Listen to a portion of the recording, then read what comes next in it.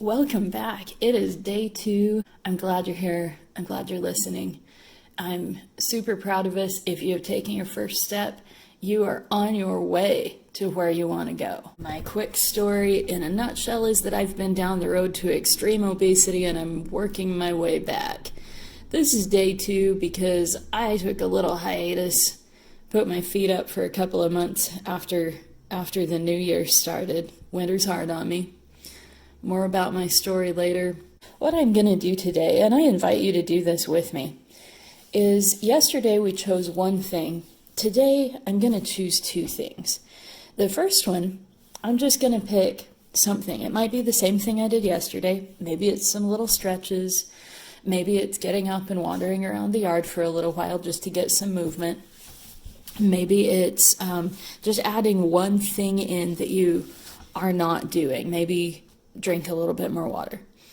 The thing that I'm going to do today for myself is that I have not been good about taking my vitamins. We kind of rearranged the house a couple of months ago, and it has been very difficult for me to remember to do so because I put the vitamins in a place that's really inconvenient. So today my job is I'm going to find a more convenient place for my vitamins. So something like that is absolutely an option. How can you make wellness more convenient for you? That's very important. My second task is another mental one. You know, in episode 1 where I said that our job is to use our brain to teach our body who's in charge, and we're going to do that through action. So, maybe you have either a paper and pencil handy or a phone makes it really convenient to take a note. You can even send yourself a text maybe. But ideally this would be put somewhere where you will see it again multiple times. If you have a whiteboard in your house in some prominent place, just write one little word on it or a list. What I'm going to write down actually is either one thing or maybe a list of things. I'm probably going to start small. I don't want to overwhelm myself or have it feel like a burden. But I do want to use writing to tell me, to tell my brain what's important, and also to use writing to gain control over something, to help me feel like I have the power over this thing. So the thing I'm going to write down is one of the things that's giving me pain, physical pain, or any type of discomfort really that I know is related to my choices.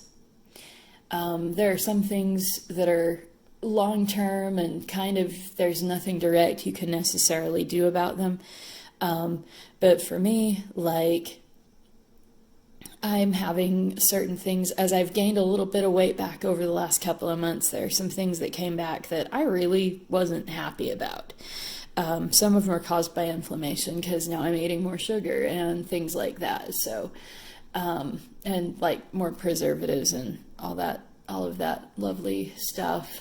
So I have a chronic pain that's, been with me off and on since my early 20s. So, a couple of decades now.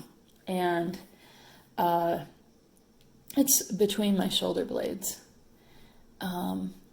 And it comes and goes, but I know for sure that some of my recent choices are helping bring it back. Stress brings it back too, but I know for sure that there's some inflammation stuff. So I'm going to write that down, the pain between the shoulder blades, and I'm going to use my hand writing it to help my brain assert dominance over it. So that when it comes time to make choices, I'm going to remember and I'm going to know that I'm doing it to make my life better. So that would be my recommendation for today. If you're following along, if you haven't started yet and made a step yet, today might be your day. Super proud of you. We can be super excited because we might not be at the end goal, the end target, but we're going to spend a lot of time on the road there, and we can celebrate that every day, every hour. We're doing good things. Okay, good. I will talk to you again tomorrow. Have a great day. Bye-bye.